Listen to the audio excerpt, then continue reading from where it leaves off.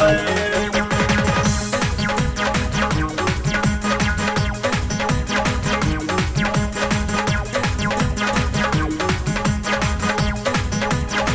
चला देवघर धाम पर।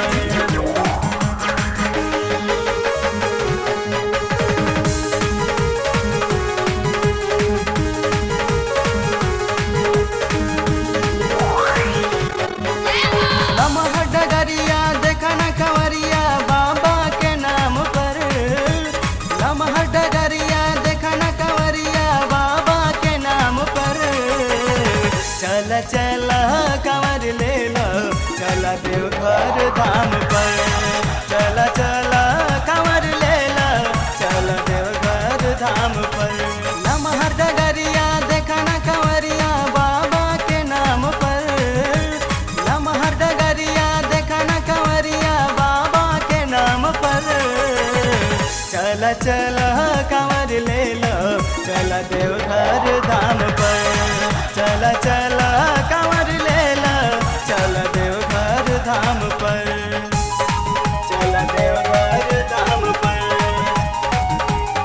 चला देवघर धाम पर।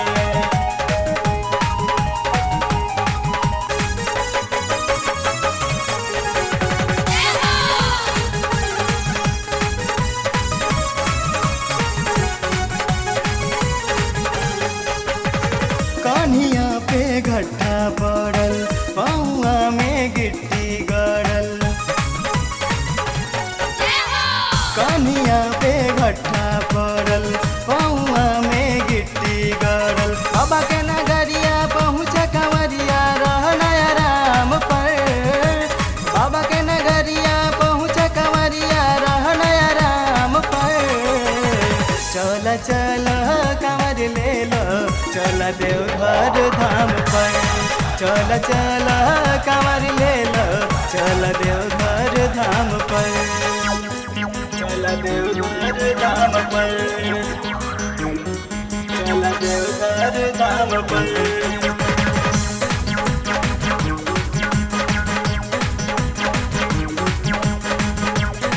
चला देवघर धाम पर।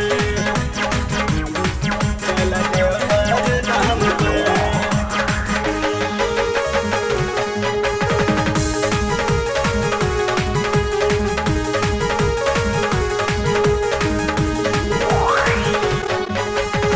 फुहरा सावन के बरसे भिजते निकला ये बम घर से। फुहरा सावन के बरसे भिजते निकला ये बम घर से। बाबा के नजरिया करिया सरिया बुनिया घाम पर। बाबा के नजरिया करिया सरिया बुनिया घाम पर। चल चल कंवर ले लो चला देवघर धाम पर। चल चल कंवर ले लो चला देवघर धाम पर। चला देवघर धाम पर। चला देवघर धाम पर।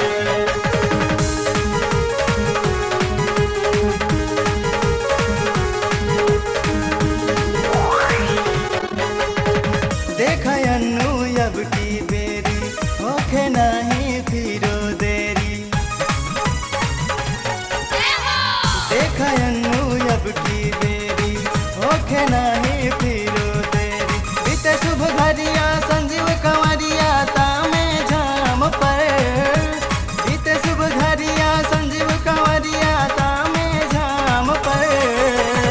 चल चल कंवर ले लो चला देवघर धाम पर। चल चल कंवर ले लो चला देवघर धाम पर। लमहर डगरिया देखना कंवरिया बाबा के नाम पर। लमहर डगरिया देखना कंवरिया बाबा के नाम पर। चल चल कंवर ले लो चला देवघर धाम